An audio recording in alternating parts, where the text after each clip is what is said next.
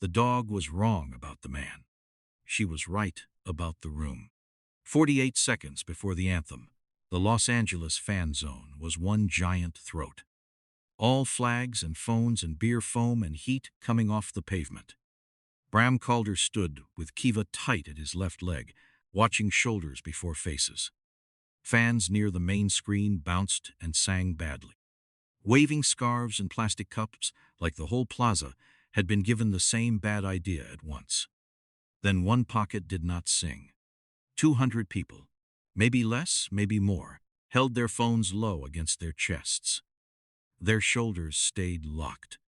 Their feet did not make the tiny corrections people made when they were watching a screen. They faced the noise while listening to something else. Bram felt that before he understood it, the way a man feels stairs missing in the dark. Kiva hit the end of the leash and barked once, hard, toward an empty-looking gap beside a vendor cart. The leash hardware bit into Bram's palm. A kid in a Mexico jersey flinched away from her and knocked his elbow into a woman's ribs. That little recoil traveled. One body into another, pressure rising at chest height. Bram shortened the leash and put his shoulder between Kiva and the nearest fans. Food oil, sunscreen, beer, sweat, fuel residue, warm dog fur. A garbage soup of scent. Her nose snapped left, right, low, then high. Too much information. Not a clean target. Not an answer. He stopped treating her like one. A little boy on his father's shoulders kept waving a scarf into empty air, waiting for the people beside him to join in. They did not. Their mouths stayed shut. Eyes kept sliding away from the main screen toward the same cut in the temporary fencing. The cut sat near a strip of trampled napkins and spilled soda where a fuel cart had rolled through. 10 minutes earlier. Bram tracked the quiet pocket by feet. A man in a white bucket hat shifted against the flow, not with it. Another kept one hand low near someone else's elbow. A third wore a high-vis vest that did not quite match the rest of the staff. Too clean at the shoulders, too loose at the neck. Behind them, real staff waved at the north gate, trying to relieve the crush outside the plaza. Bram saw the outside pressure too. Fans were packed hard against the rail, faces shiny with heat. Some laughing because people will laugh right up until the air stops being theirs. The volunteer at the gate saw that and did what a decent person would do. He lifted the latch. The gate shuddered open. Good decision from far away.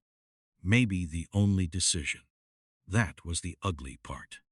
The anthem countdown flashed on the big screen. The roar rose, eager, dumb, magnificent. Outside the gate, fans pressed forward for air. Inside it, the flow had already bent sideways, away from the screen and toward the new opening, as if the crowd had grown a drain. A safe choice had become a corridor. Bram moved before the radio call could become a sentence. He cut across 2 flagpoles, took an elbow in the ribs, and saw Orin Cade at the gate edge. The face matched the internal alert. The feet mattered more. Orin's toes kept trying to plant.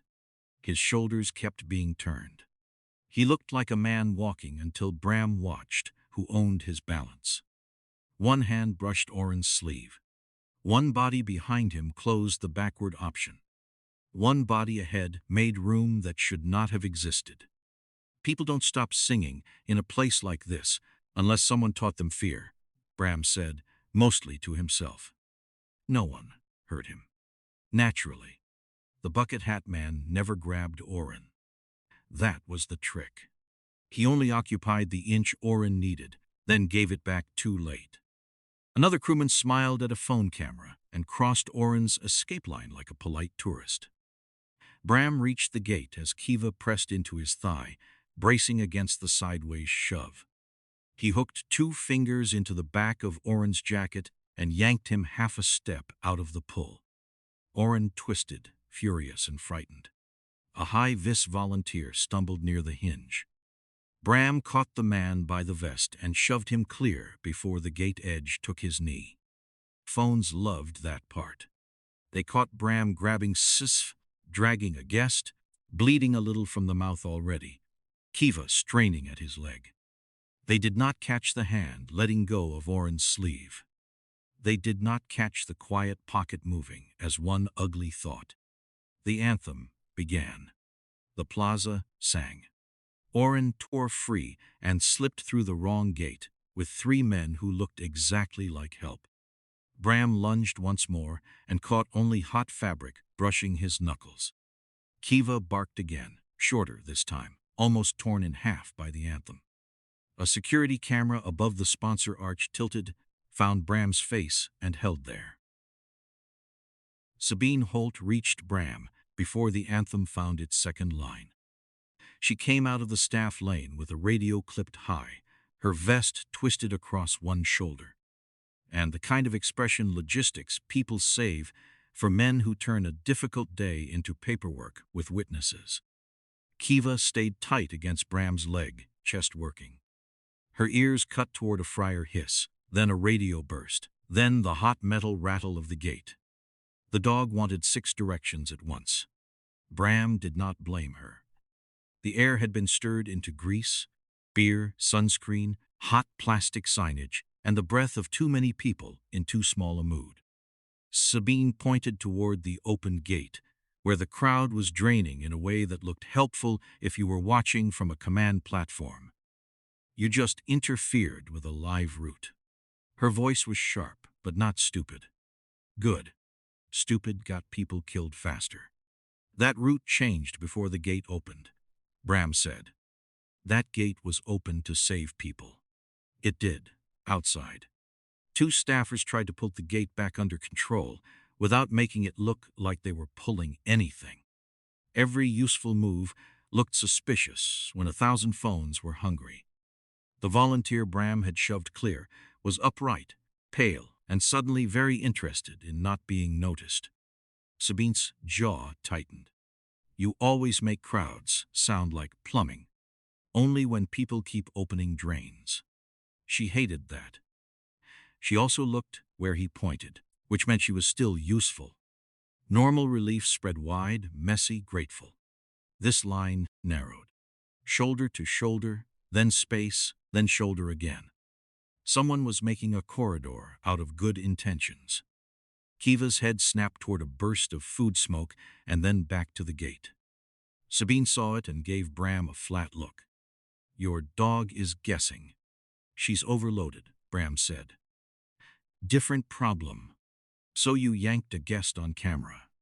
I kept a volunteer's knee out of the hinge and Orin's lungs out of somebody else's plan. Sabine glanced once at the volunteer. He had both hands on his thighs now, breathing hard. The gate had not crushed him. That would not make the video kinder. 2 lanes tempted every trained person in the plaza. Bram hated that most. The first was public-facing, wide and bright, bordered by camera rigs and sponsor boards. A command officer would choose it if optics mattered and panic had to stay invisible. The second ran service adjacent, past vendor carts and staff barriers. Uglier. Faster. The route a venue team would use if they needed bodies moving without dumping them into the main crush. Sabine had built both into the pressure plan. Bram saw it in her face when she saw what he saw. Not betrayal. Worse in some ways. Recognition. If you are wrong, I lose my job, she said. If I'm right, somebody loses air. Staff radios clipped half words around them. Gate. Hold. Back pressure. Repeat that. The anthem rolled over the plaza, and the quiet pocket shifted again. Bram caught a glimpse of Orin beyond a line of shoulders. White shirt, dark hair, one hand half raised like he wanted to wave and did not dare. He was not running. He was being carried by choices other people made around him. Kiva gave a low vibration, not aimed at anyone, more complaint than threat. Her paws shifted on sticky pavement. She was trying to sort a world stirred with a dirty spoon. Bram stepped onto the low curb beside the barrier and took 1 second he did not have. From 8 inches higher, the pattern cleaned itself up. A man in a red cap blocked a family just long enough for Orin's line to pass. A woman with a stacked drink tray turned too early and made a soft wall. Another high-vis vest touched nobody and still changed 5 bodies. Dane Rusk was not visible as a name. Not yet. His method was there, moving people by making the safest option feel obvious. Sabine followed Bram's stare toward the public-facing lane, then the service-adjacent route. Her radio chirped again. Command wanted her. Bram nodded at Kiva. She also doesn't open the wrong gate. Orin's head vanished behind a banner pole. The crowd closed like water over a dropped key. I need 90 seconds and both lanes held ugly, Bram said. No clean path, no polite exit. Sabine stared at him, measuring the cost in bruises, lawsuits, and whatever career she had left after the review. Then her hand moved toward the radio, slow enough to prove she hated him for being right. Bram did not run after Orin.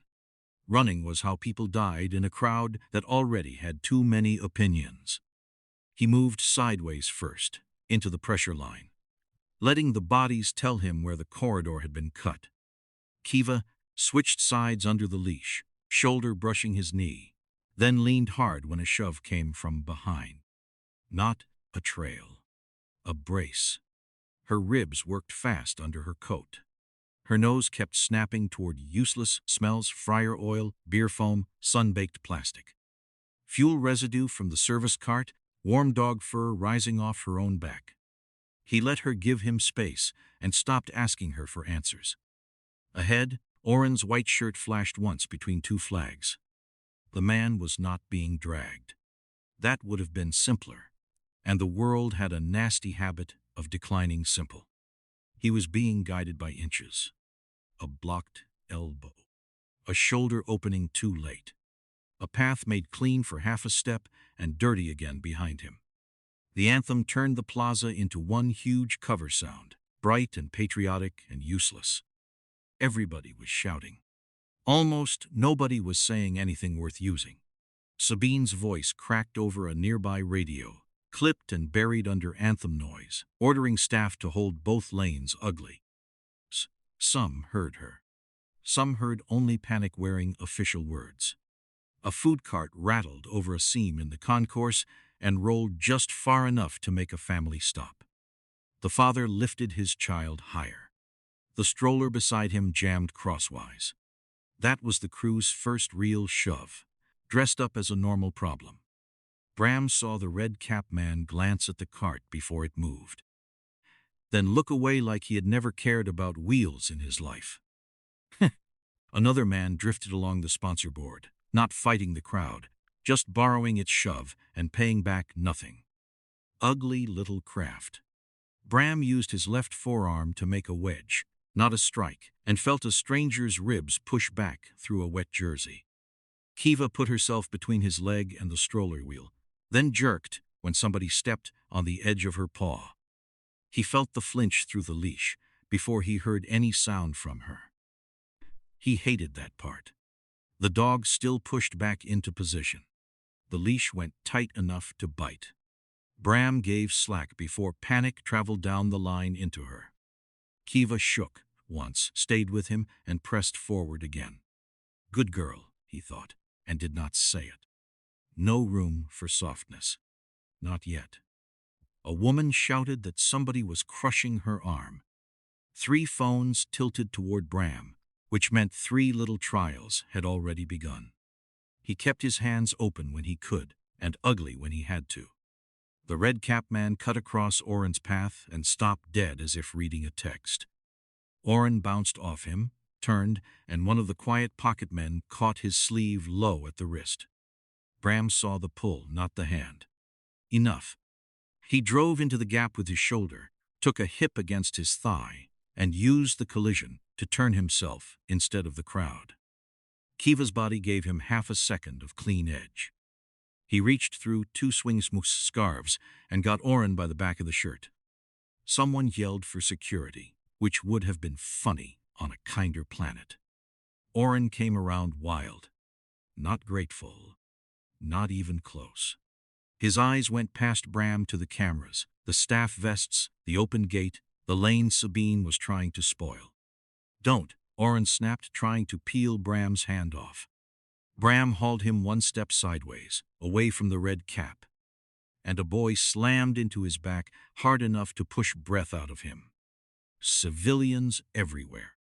Elbows, flags, paper cups, a grandfather with both hands up. A woman guarding her purse like that mattered now. Bram could have put Orin on the ground if he wanted a pileup and a clean angle for every phone in Los Angeles. Instead, he kept him standing and pinned him against the flow for half a second. "You're being moved," Bram said. Orin shook his head fast. "If they see security on me, they speed it up."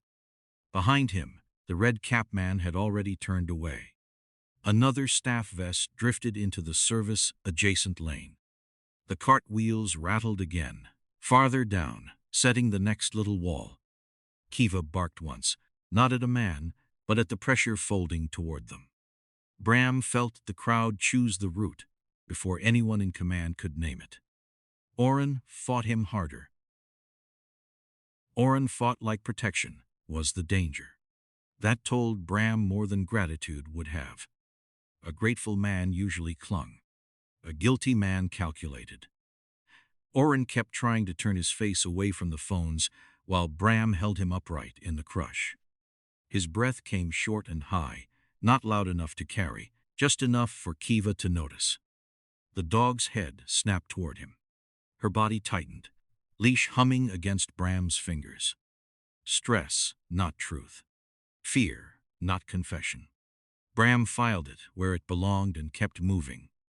The crowd squeezed them sideways, toward the bright lane that looked safer from a camera platform, and worse from the ribs. Orin checked his pockets with a panicked little pat. Left hip, right hip, jacket front. Empty habit. The kind a man had after years of carrying credentials and excuses. Bram saw no drive, no second phone, no hidden packet. Only a frightened analyst who knew his own body had become the evidence everyone wanted to move. "Stop fighting me," Bram said. Orin shook his head. "You put me with security." He changes speed. Who changes speed? Orin's mouth opened, then closed when a phone lifted near his cheek.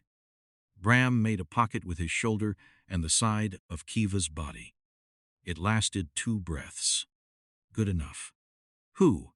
Orin's eyes flicked over Bram's shoulder, not to a face, to emotion. The red cap was gone. A borrowed high-vis vest had taken his place near the service lane. Moving half a step ahead of pressure, and then letting pressure claim the credit. "Not faces," Orin said. "Faces are for amateurs." A chant rolled over the plaza and flattened the rest. Bram shoved his shoulder into a passing surge and gave Orin just enough room to speak. "Say it again." Orin's jaw worked. Shame had weight. Bram could see it in the way the man tried to shrink without giving ground. "Movement signatures," Orin said. "Relief behavior, staff timing. Which people follow pressure, which people create it. I know that one." The high-vis vest by the service lane turned his head as if checking a radio call. Nothing dramatic. No hard stare. He put one hand on a barrier and shifted it 3 inches. Enough to make the nearest staffer step around. Enough to make the public-facing lane look cleaner than it was. Bram saw Sabine's problem blooming in real time. Her whole system was built to keep people alive, and someone had learned to play it like a cheap instrument. Orin looked sick. "I didn't build the trap. I built the math they used to find it." There it was. Not innocence. Not even close. Bram felt anger come up clean and hot, then had to put it away like every other tool he could not use in a crowd. Models for what? Orin's eyes stayed on the vest. Congestion risk, edge failures, where people accept guidance without noticing. Betting groups wanted event volatility. I told myself it was prediction. It became selection. Kiva's leash tightened again as Orin's panic spiked. Bram did not look down. The dog was reading a man coming apart, not weighing his soul. The borrowed vest started moving before Orin finished talking. Bram had seen men panic and men hunt. This was neither. This was a clerk sorting bodies with the patience of someone moving chairs after a meeting. He did not come at them. He made the next path feel obvious. A cart lurched near the vendor lane. Two fans dodged it and opened a slice toward the public-facing relief route. At the same time, pressure built behind Bram's right shoulder, warm bodies stacking with no malice at all. That was the nasty beauty of it. Nobody had to mean harm for harm to happen. Orin grabbed Bram's sleeve now, choosing him because the other choice had turned worse. If I'm right, somebody loses air. Bram saw the lane Sabine had wanted, wide and lit and poisonous. He saw the service-adjacent route, uglier and maybe already covered. He saw Kiva's paws slipping on soda and food oil, her body still trying to hold an edge she should not have had to hold. Sabine's radio voice cut through for one clean second, asking for route confirmation. Across the lane, the high-vis vest lifted two fingers without looking at them. The crowd answered like it had been asked a question. Bram pulled Orin close, not gentle, and turned toward the route that looked safe enough to kill them. The lane looked sane, which was exactly what made Bram hate it. It ran along the service-adjacent break behind the vendor line, wide enough for two carts, bright enough for cameras, staffed enough to calm anyone watching from above.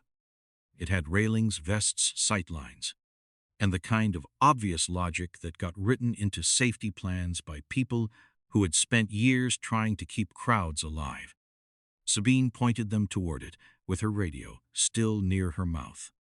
She was not choosing panic.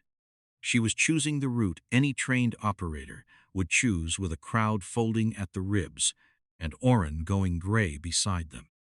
That was the problem. Kiva reached the break in the barrier and stopped so hard the leash snapped against Bram's hand. Her front paws worked against temporary flooring sticky with drying soda and beer, slick under dust, glittering with cracked plastic cup fragments. Her nose cut low, then up, then away, drowned in food oil and fuel residue and hot pavement. Bad footing. Bad air. Too much noise in every sense a dog had. Bram felt her doubt through the leash and hated how useful it was. A good route did not make a dog lift her paw like the ground had teeth. Move, Orin said, but he did not move first. Smart, cowardly, maybe both. Bram shortened the leash and gave Kiva a cleaner angle around the worst spill. The delay cost them 3 seconds. 3 seconds was an entire life if the wrong people had already guessed the next decision. The lane thinned the sound in a strange way. The main crowd still roared behind them, but here the noise came in strips, staff radios clipping words. Cartwheels rattling over seams, phones turning the struggle into ugly little bursts of breath and static. Sabine looked ahead and saw 2 staffers by the sponsor board. Real staff, Bram thought. Probably real. Past them, a man with a drink tray shifted too early. A woman in a borrowed-looking vest stepped aside too late. Near a black rolling case, a plain gray shoulder turned half a beat before the bodies around it had any reason to move. Bram saw it. Orin saw it and swallowed. None of it proved Dane had predicted this exact lane. It proved he had covered the kind of choice competent people made when public safety and bad optics held a knife to the same throat. Sabine knew it too. Her mouth tightened before her radio hand did, and that tiny delay scared Bram more than shouting. The trap opened instead of closing. That was worse. A clean rectangle of space appeared ahead, bright and inviting, and Orin pulled toward it before Bram could stop him. Kiva hesitated again, paw lifting from a patch of sharp plastic, and the leash cut across Bram's thigh. He reached down to clear the line, and somebody hit him from the left. Shoulder first, hard under the ribs. The impact folded him halfway over Orin and drove them both into a volunteer in high vis. The volunteer went down on one knee. Phones rose like flowers in hell. Bram caught the man by the back of the vest and hauled him up before the next surge could take him. On video, it would look like Bram had grabbed staff and thrown a guest into him. The angle would miss the hit from the side, the wrist on Orin, the open space that had appeared too easily. Orin yelped when someone clamped his wrist. Bram struck the hand away with his forearm, not clean, not pretty. And pain lit up along his ribs, bright enough to make his mouth flood. A cartwheel clipped the barrier behind him. The whole lane jerked sideways. "You know, cameras love a man bleeding in high vis," Sabine said. Breathless and furious, trying to keep a staffer on his feet with one hand. "Then they're having a beautiful day," Bram said. The borrowed vest was gone by the time Bram found air again. The lane still looked open, but the open part kept moving away from them, always one body beyond reach. Sabine saw it now. Her route had not failed because she was careless. It had failed because it was reasonable. Bram caught that realization crossing her face and wished she could have had it in a quiet office. Years later, instead of in heat and spilled sugar with cameras eating her mistake. "If you are wrong, I lose my job," she said, lower this time. "If I'm right, somebody loses air," Orin said behind her. Kiva leaned against Bram's leg, breathing too fast, one paw half lifted before she forced it down again. Bram looked at the public-facing option, then the service edge, then the bodies already adjusting to both. Fixed routes were finished. Every obvious exit had become a sentence Dane's crew knew how to finish. Sabine's radio crackled with command, asking why the service brake had stalled. Bram wiped blood from his lip with the back of his hand and saw 3 cameras catch that too. The next shove came softer, almost polite. That made it worse for everyone's still breathing there. Blood on high vis did not look noble. It looked like a lawsuit with a pulse. Bram found that out while Sabine pulled them along the staff media edge, one hand on her radio. One hand cutting people back without touching them unless she had to. His ribs pulled every time he breathed, and the wet edge of his lip kept opening. Something inside had taken the shoulder hit personally and was now filing complaints. Kiva stayed tight at his left leg, but her rhythm had changed. Not just fast breathing now. A delay. A half beat late when Bram shifted. A small overcorrection when a staffer brushed past her shoulder. Heat and stress were getting into the machinery. Bram felt the leash tremble and realized some of it came from him. Handler panic traveled better than radio. Brilliant little system.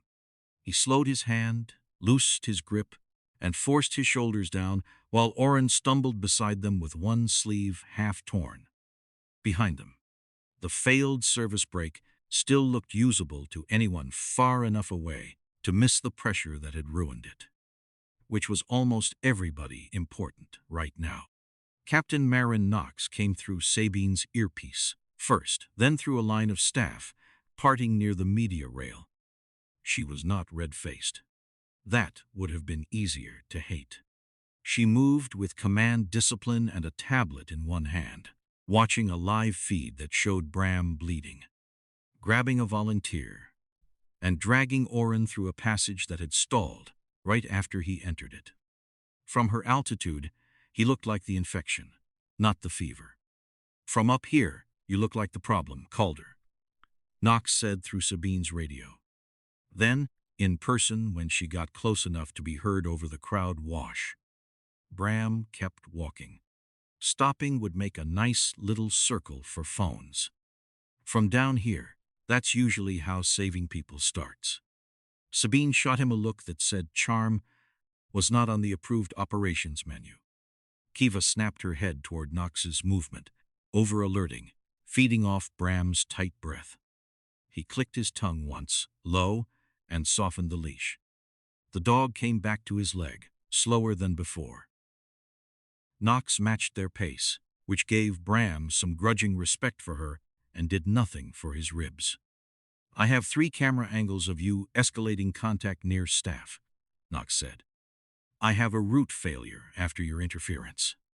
I have a dog in distress and a guest you keep manhandling. All true enough to be dangerous." A staffer ahead hesitated, with one hand on a temporary stanchion, eyes bouncing between Sabine and Knox. He had room to open a small cut-through. He also had a tablet feed, somewhere telling him Bram was the center of the trouble. The stanchion stayed closed. That was the consequence. Not theory. Not command pride. 6 feet of plastic rail becoming another wall because the screen had made a decision before Knox had. Sabine saw it and cut in before Bram could waste air. The lane was covered, not breached, covered. Knox looked at her. Professional damage landed where armor used to be. Orin wiped sweat from his upper lip with a shaking hand. "He doesn't need me outside the venue." Bram turned his head just enough. "Say the useful part." Orin swallowed, eyes tracking the rigs ahead. "He needs me out of context. Past the angle where pressure is visible. Past the cameras that show who shaped the flow. After that, it's just disorder. Me moving. Him helping.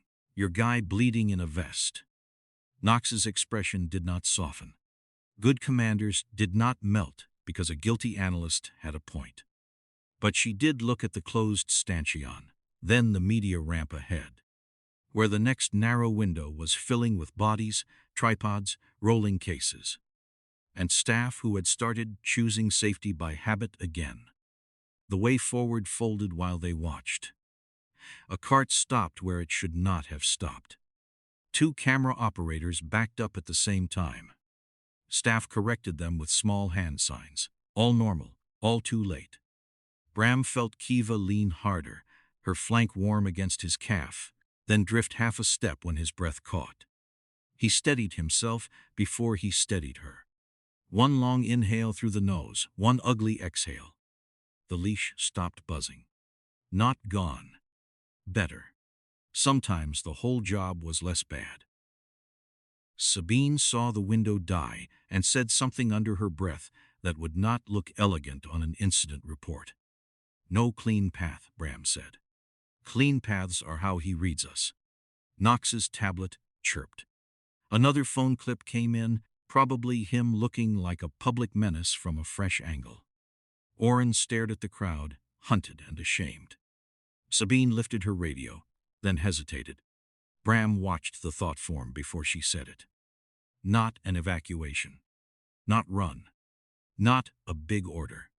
A small ripple, credible enough to move some bodies and messy enough that Dane could not own all of it. Knox heard the silence before the plan. "Don't make me explain this to a committee." Sabine's thumb pressed the radio. The next path would not be a route. It would be a lie told carefully enough to save lives. Sabine did not make an announcement. Announcements sounded official, and official words made frightened people look for the nearest exit. That was a fine way to turn a bad afternoon into a memorial service. Near the east rail, she lifted the radio, watched the public-facing gap die by inches. Then spoke like she was asking staff to move furniture.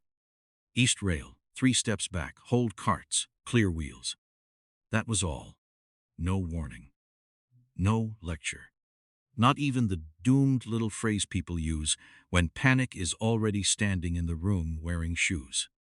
The words jumped from her radio to 2 staff headsets, then to a clipped PA speaker that made them sound thinner and less certain.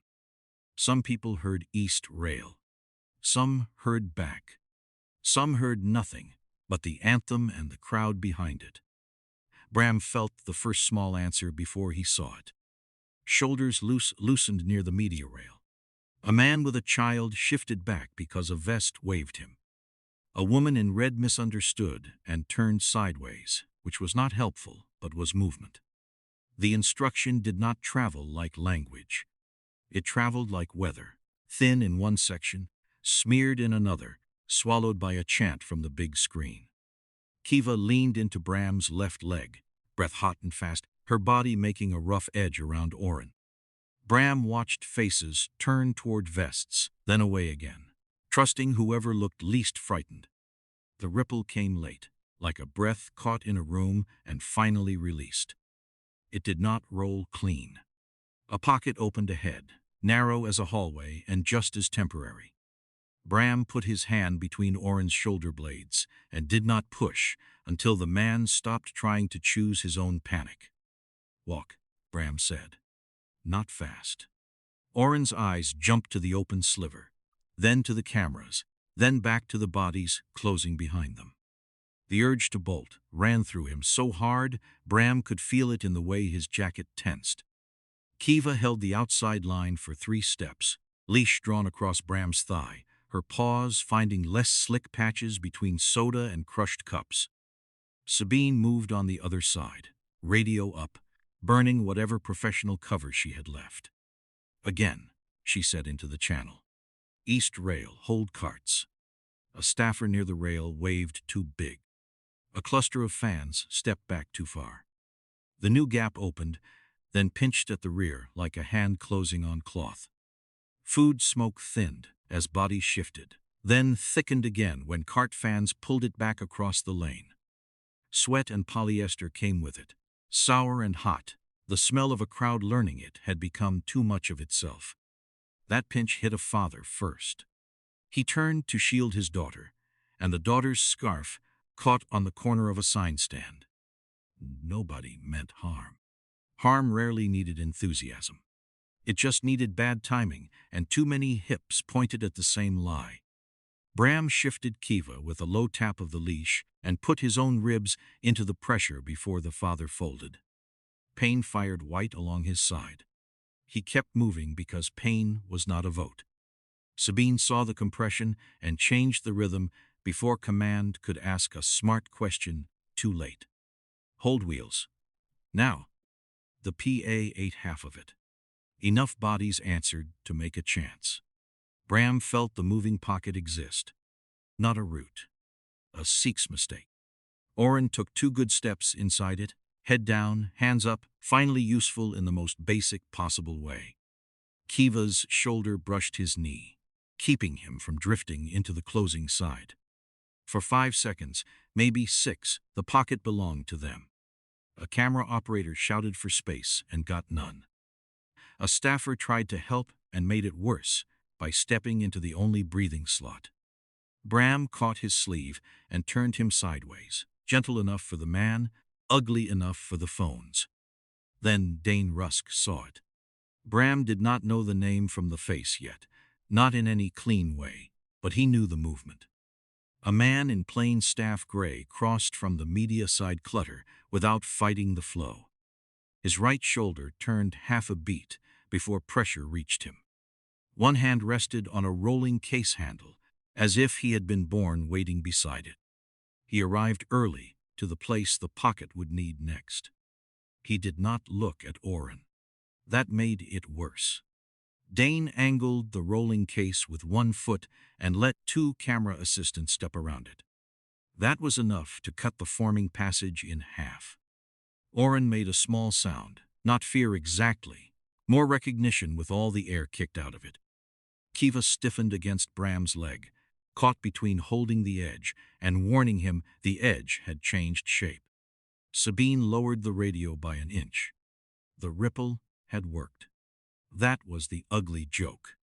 It had worked well enough to show Dane exactly where to hurt them next. The rolling case bumped a cable mat, stopped, and became street furniture with a pulse. The assistants cursed and corrected around it. The crowd copied them, because crowds copy motion long before they understand it. The little corridor bent away from the media ramp and toward trouble. The media ramp was bright enough to make every mistake look deliberate. Temporary lights washed the floor flat and white. Camera rigs crowded the rail. A black rolling case sat crooked across the cable mat. A sponsor board flexed whenever somebody hit the barrier. Coffee had spilled under a folding table and turned the temporary floor glossy in a mean little oval. That was enough. Bram did not need more obstacles. The place was already doing paperwork against him. The partial ripple dumped Bram, Kiva, Sabine, and Orin into that mess with the crowd, still pressing from behind. Hot rubber came off the cartwheels. Burnt coffee drifted from the media table. Sweat lived under every high-vis vest. Kiva's leash hardware clicked tight as a camera strap brushed Bram's shoulder and dragged across his bad ribs. He tasted blood again, metallic and ordinary, just a body complaining. Orin stayed upright because Bram had one hand in the back of his jacket, and Kiva had placed herself against his outside knee like a living bracket. The ramp narrowed between the temporary barrier and the row of cases. People tried to become polite exactly when politeness was least useful. They paused, apologized, stepped sideways, and turned their bodies into soft walls. Bram felt the crowd behind him, reading those pauses as permission. Dane forced contact where cameras could make everyone wrong. He came out of the media clutter in plain gray, one hand on the black rolling case, right shoulder already turned before the shove arrived. No speech. No little smile for anyone watching. Just motion. He led a camera assistant back into Bram's line, then used the assistant's apology to step closer. Bram could have hit him. The thought arrived clean and useless. A hard strike here would send the assistant into the cable mat, the case into Kiva, Orin into the crowd, and 10 phones into a tidy moral conclusion by sunset. So Bram did the smaller, uglier thing. He put his hip against the case, took the pressure through his ribs, and stole half a foot of space without looking like he was stealing anything. Sabine shouted for carts to lock wheels. A staff radio clipped her words into pieces. Knox's voice cut through once, sharp and distant, ordering staff to hold their positions until she had a clean angle. A clean angle. Bram would have laughed if breathing were cheaper. The case wheel knocked his thigh. The coffee slick caught the heel of a camera assistant, and the man windmilled one arm into Orin's path. None of it mattered by itself. Together, it made a little landscape where every honest person became an obstacle with good intentions. Orin stopped being baggage at the worst possible moment, which was the only useful time left. His hand clamped on Bram's sleeve, not to hide now, but to point without pointing. "That's him," he said. His voice was low and ruined. Not the face, the timing. Dane shifted the case with 2 fingers and made 2 camera operators turn the same way. The turn opened a slot behind Orin and closed the slot in front of him. Orin saw it before Bram did. Shame had taught him the pattern. "He moves before pressure admits it exists," Orin said. Bram followed the line. Dane's shoulder angle. The case wheel. The assistant stepping backward into empty space that had been created for him. Kiva lunged half a step, not at Dane, but into the gap where Orin's foot was about to slide. Her body hit Orin's shin and kept him standing. The leash went brutal in Bram's palm. Kiva's paws skidded over drying soda and cable rubber, then caught. The whole pocket survived one more second. Orin's eyes locked on the gray shirt, not wide in panic now, but narrowed with miserable expertise. He had built tools for men like this, and spent too long pretending tools did not choose their owners. That second cost them the fixed way forward. The media ramp ahead jammed solid when the case turned crosswise, a tripod leg kicked out, and 3 staffers corrected in 3 different directions. Sabine's timing died there, in public, under lights that made every mistake official. Dane used the jam to step across Orin's front. Bram shoved the case instead of the man, hard enough to swing its wheels and block Dane's hip.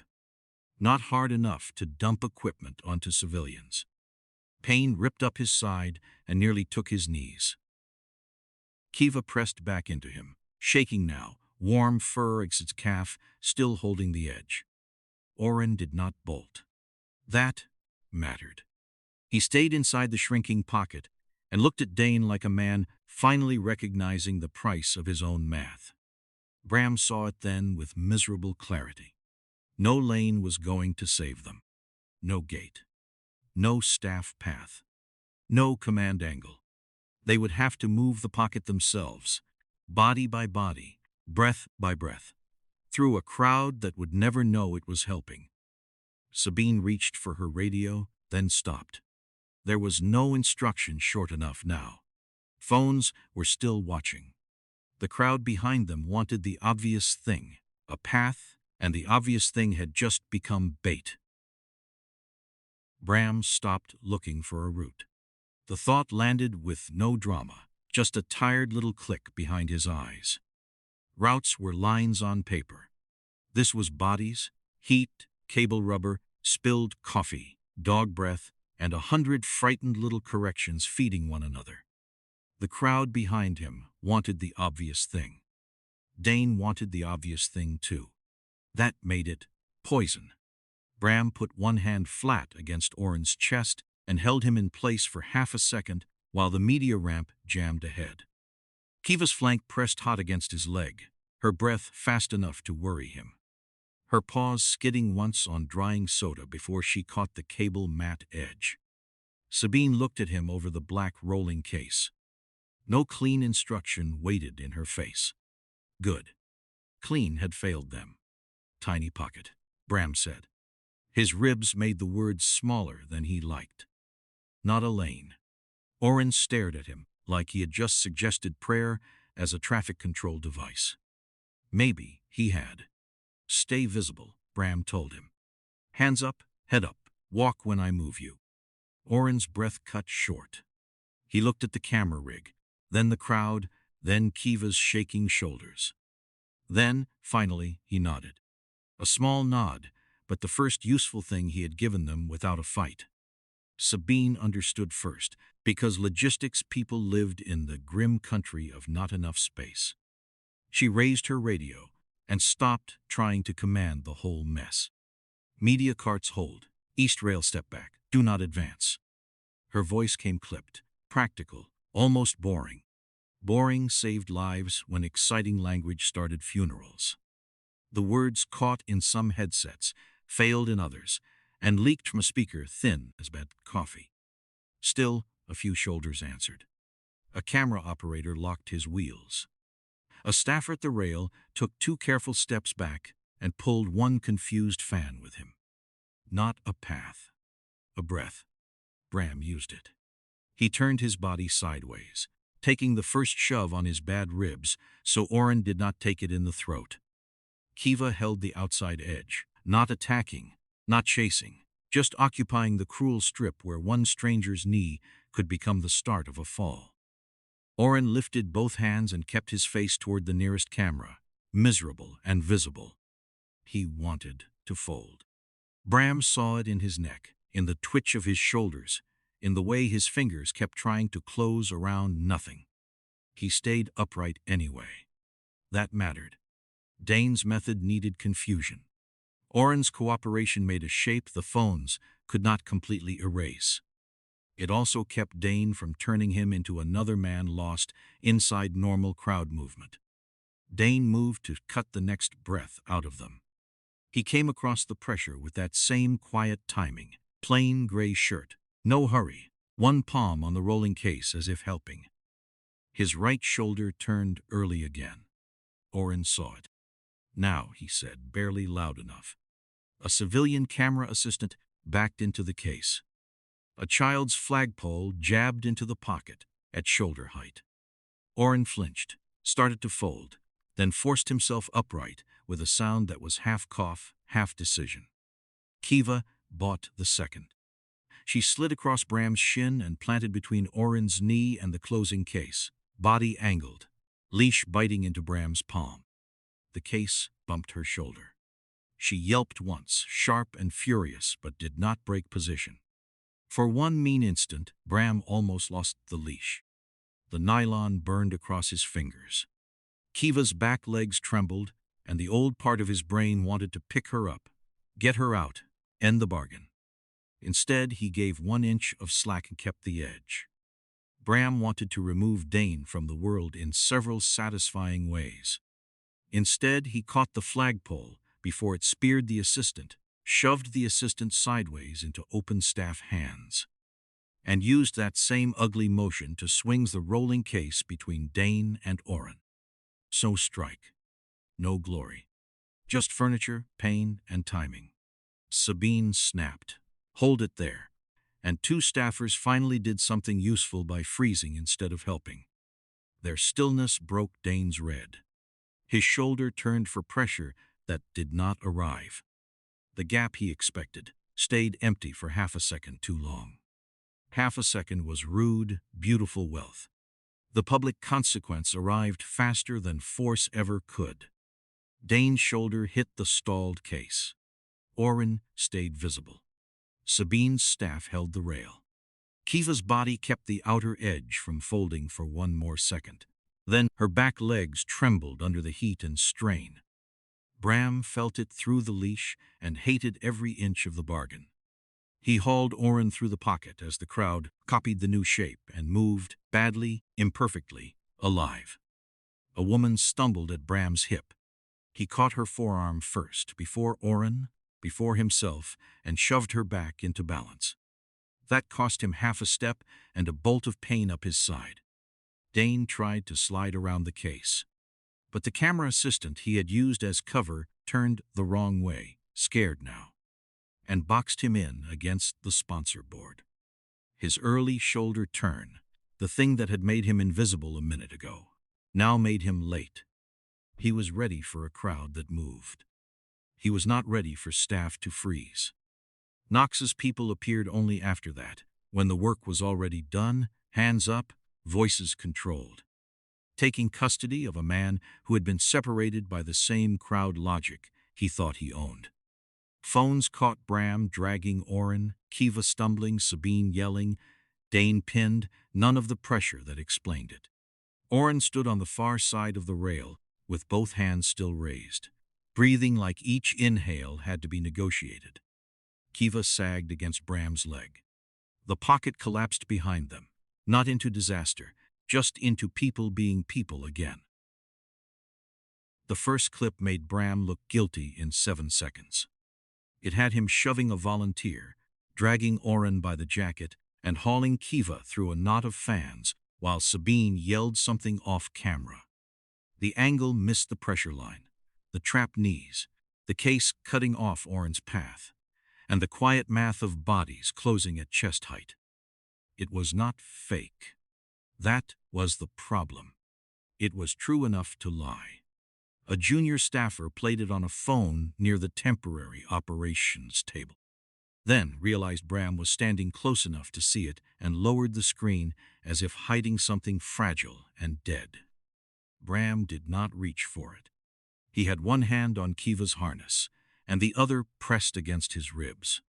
The surge had fallen back to ordinary exhausted noise beyond the media edge, chants and complaints, and someone still asking where the nearest bathroom was. Civilization, barely, limping in cleats. Kiva lay against his boot on the temporary flooring, sides working hard, mouth open, warm fur damp under his palm. Her leash was slack for the first time since the anthem. That small slackness felt more honest than any report would, and twice as hard to fake. A medic wanted Bram on a chair.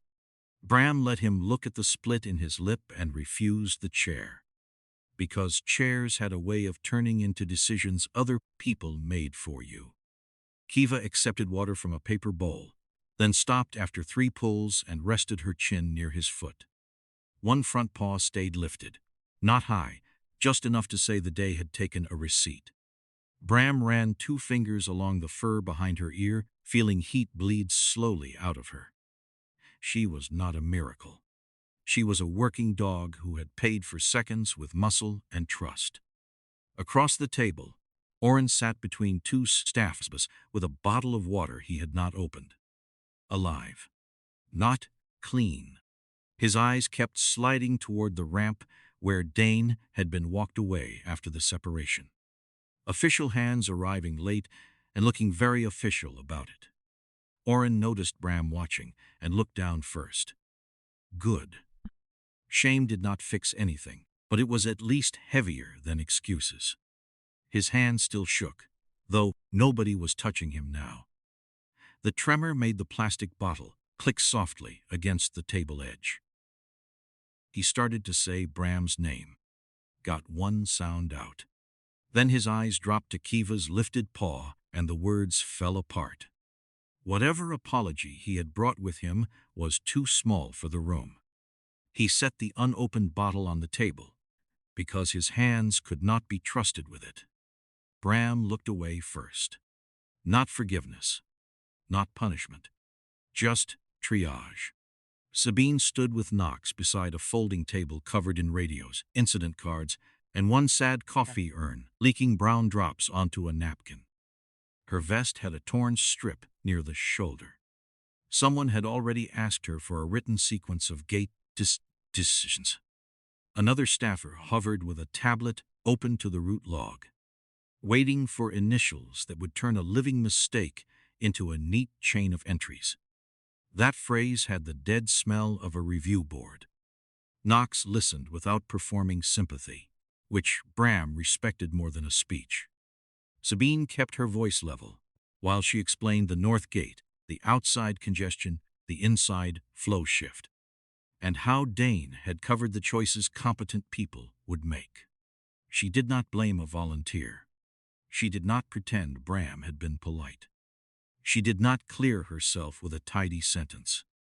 Knox looked once toward Orin, once toward Kiva, then down at the tablet, showing another angle that made Bram look worse. She did not apologize.